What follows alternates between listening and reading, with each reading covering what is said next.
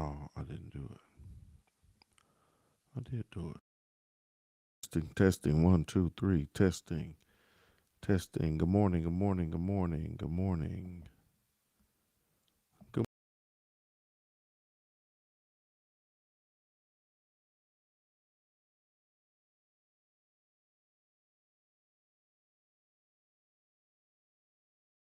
Good morning. Good morning. Good morning. And welcome, welcome, welcome to another Good Morning Grief Devotion. It's your boy, Pastor Corey Allen Duncan Sr. So happy and excited to have this wonderful opportunity to come to you today to lead you in a very special way in today's Good Morning Grief Devotion. It's the day after Thanksgiving. I hope and pray that you are able to survive the Thanksgiving holiday. I know that it could bring a lot of emotions and just just a lot of everything. Amen. But if you're watching this, you survive maybe your first Thanksgiving without your loved one, maybe your fifth or your 25th. And I just want to say that we're holding space for you, and we thank God that you are able to navigate through this Thanksgiving holiday. This right here, this is the daily grief devotion that is strategically designed to help you to navigate through your grief one day at a time. What is grief? I'm so glad you asked. Grief, my brothers and sisters, it is the natural, normal, and necessary response to loss, change, and transition that results in the expressions of feelings and emotions. Grief is what you feel on the inside. Mourning is how you reveal it on the outside. Therefore, we don't suppress it, but we express it. We don't ignore it, but we explore it. We don't conceal it, but we reveal it. We don't lock it up, but we let it out. And that's why we shout good morning, because mourning is a good thing. I'm glad you're here with us on today as we lead you in today's Good Morning Grief Devotion. Today, my brothers and sisters, is day 334. Thank y'all for coming back for some more. We're going to talk about closure is a misconception. Closure is a misconception. Let's talk about it. People tell me I should be finding closure in my grief. But that, my brothers and sisters, here's a misconception. It's a misconception because my love and grief will never end. I will never fully close the door on my loss. I think that this is such a good conversation to have because so many people will tell you when it comes to grief, you should find closure.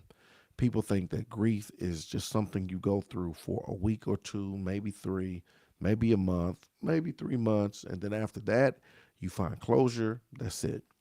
When you look at Elizabeth Kubler's Ross model of grief, she talks about the 5 stages, right? And how we navigate through these stages and how the final stage is acceptance. Like, ooh, I've finally gotten to the point to where I've accepted this. And it's a decent framework to look at, but it's inaccurate and it's incomplete. Because even with the acceptance of the loss, the change, and the transition, right? That this not closure. I still it's not one of them things to where, oh, I got through my grief and that's it. It's not one of them things, oh, I made it, I'm done, that's it, I can put that behind me. No, because grief is a journey. Remember, grief is is what you feel on the inside. And to say that there's closure means that you stop feeling or you no longer feel pain from the loss. Nah, you gonna have that, right? And so when it comes to grief, there's this misconception, and this is why it's not only a misconception, but why it's false, because your love and your grief will never end. The love that you have for the individual that's transitioned, it's gonna never end. The grief, what you feel, that's not gonna end. That I will never fully close the door on my loss. And I'm not saying that you won't progress through it. I'm not saying that you won't reach levels of understanding, that you won't grow, that you won't evolve, right? That you, as you work to reconcile, I won't say that you can't gain ground, but you'll always feel, right? You'll always feel some. Maybe it won't be as intense, but you'll always feel, right? You'll always love. So this misconception of closure and grief, this thing about closure and grief, it's a misconception. Here it is. Yet I'm working toward integrating my loss into my ongoing life. The thing is, it's not closure where I exit and I shut the door and it's over. No, I integrate the loss into my ongoing life. That now it becomes a part of me. And I integrate it in my ongoing life. This will help me arrive at some degree of peace. And what has happened, the days of intense and constant turmoil can slowly be replaced, by acceptance and days of love, hope, and joy. Here it is. This helps me arrive at some degree of peace over what has happened. The days of intense and constant turmoil can slowly be replaced by acceptance and days of love and hope and joy. You integrate the loss into your life. You integrate and you continue to integrate the loss into your life, right? And as you do so, I love it because those days of intense and constant turmoil, that's what it starts out to be. It's intense, it's constant turmoil, it's rough. Those days begin to slowly be replaced by acceptance and love and hope and joy. So um, we don't get over it. The misconception of closure, right?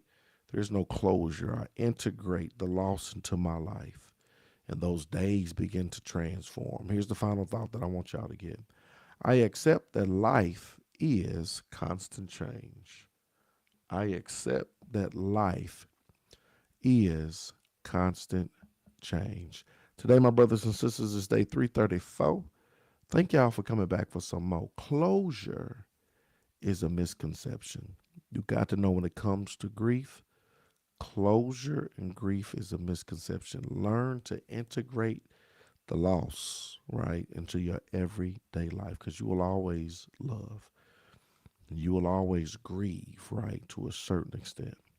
And so I hope this lesson was a blessing to each and every one of you. Hope you have a phenomenal Friday and that you're able to continue to navigate through this season of grief.